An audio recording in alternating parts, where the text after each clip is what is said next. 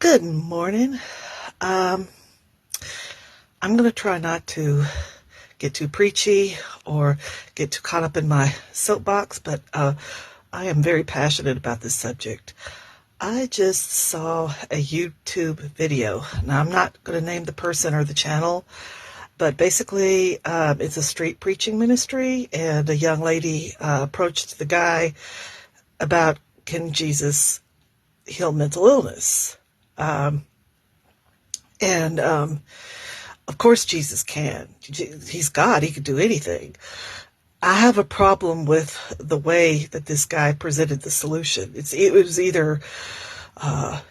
either pray for healing and it happens, or nothing. I have a real problem with that because I do struggle with mental health challenges, and Jesus has. I literally and physically, Jesus has walked with me. He has walked with me through a panic attack. He has walked with me through a very dark day of depression. He has ministered to me like he did with Elijah in 1 Kings chapter 19. Elijah was going through a depression episode. He was very discouraged, and God just gave him a place to rest and sent the angels to feed him, and then he spoke to him.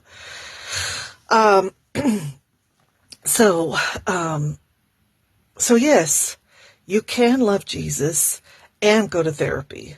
You can love Jesus and take medication. And as far as my disability is concerned, I feel like I've already been healed because Jesus sent the doctors and the surgeons to me when I was a baby, and it was experimental back then.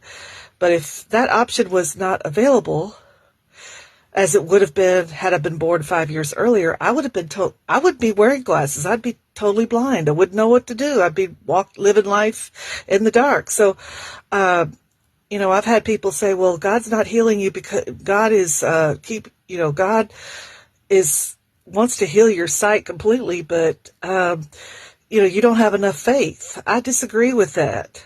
It doesn't have to be all or nothing. I think about 2 Corinthians 12. Paul was struggling with something. We don't know what it was, but he asked God 3 times to deliver him, and God said no. And Jesus spoke to him and said, my grace is sufficient for you, and it is made whole in weakness. So yes, we as human beings, I feel like we represent Christianity very badly with our black and white thinking. Look at Jesus. He changed water into wine. He was God the creator, but he turned over the tables. He was angry. He got angry just like we do. Jesus was there in the creation. But he liked to hang out with his creation. He liked his companionship with the disciples. Jesus calmly held court on the cross I wouldn't say calmly because he was in agony, but he still looked beyond his pain to make sure his mother was taken care of.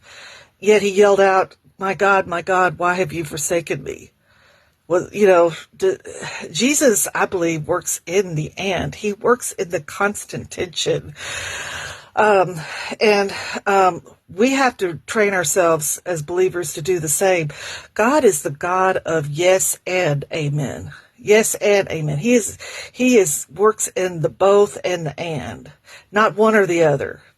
We do that as people to make life a neat present, beautifully packaged with no mess. That's not going to work. That's not going to grow your faith. We have to embrace the messy. And by the way, today is Prime Day on Amazon, and I talk about this stuff in my first book, Between Two Worlds, so get it and get my new book as well. And like and subscribe to this channel for more content. Thank you.